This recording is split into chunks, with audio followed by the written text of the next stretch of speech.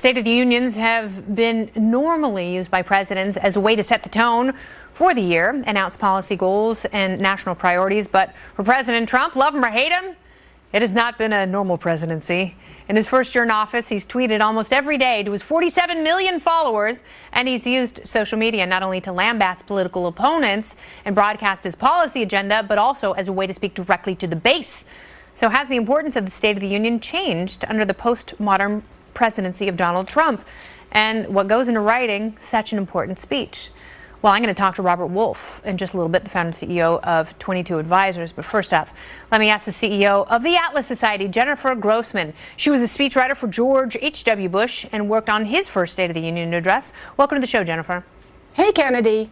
So let's talk a little bit about what goes into a night like this. Obviously, this presidency is very different, and you have ideologically vast members of his administration who all want to put their imprint on the speech. So how does that happen? Well, it usually starts out with a meeting, and the president will say what he'd like to talk about. And then the speechwriters will go back, in this case, Steve Miller, give a draft. And that's when the fireworks start, because then it gets staffed out to all of the agencies, which have multiplied over the years, and then people start to fight. So historically, it's been a way to see who's up, who's down. It's where all of the policy battles got fought out. But I mean, in this year, I don't think it really matters. People aren't really listening to what the president is saying in his speeches. It's not where he communicates. Yeah. It doesn't matter. What matters is what he's going to be tweeting about the next morning. No, and you've made the point that this news cycle is so truncated, it is so short, that even if the president makes a good speech and makes a good case for several of these economic points, and even on immigration and infrastructure, all he'll get essentially is a pat on the back, and then we'll move on to the next dramatic wildfire. Whereas in the past, you're right, I think the State of the Union has set up the policy agenda for the year. So if the president isn't using it for that, how can he use it to his advantage? He should just brag, brag, brag. He should talk about jobs. He should talk about the stock market. He should take credit for what's been going on in the economy.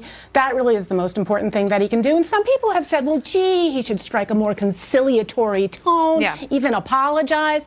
I think the best thing he can do in terms of reaching out to the broader country is saying, hey, listen, this is what I've been doing in terms of the economy, not just in terms of the broad jobs numbers, but in particular for women and for minorities and some of the areas where he's gotten the biggest criticism. Yeah, and everyone loves money, as I pointed out in the monologue. You know, people love when they have to pay less in taxes. And those people who are getting $1,000, $2,500 from these big corporations who are handing out those pre-tax preemptive bonuses. You know, it's hard to say that those are just crumbs when, you know, a lot of people have been struggling for 10 years now. Yeah, absolutely. And the administration has made a bet.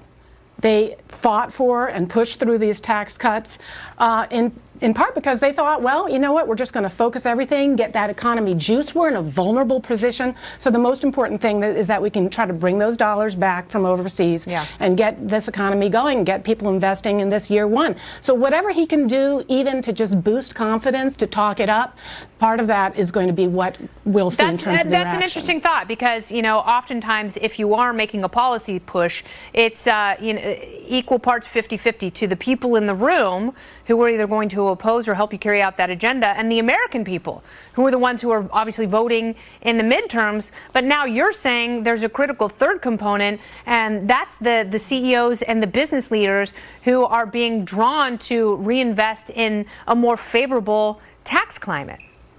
Exactly. I mean, think of what he said last week in Davos. America is open for business. Yeah. He was talking at that point not just to the associated heads of state, but he was talking to foreign investors as well. So this is, as you said in the opening, his opportunity to be the salesman, to sell the economy, to sell his administration, and to sell his policy agenda. Yeah, and if he can do it without distraction, I think we'll all be surprised. Jennifer, thank you so much.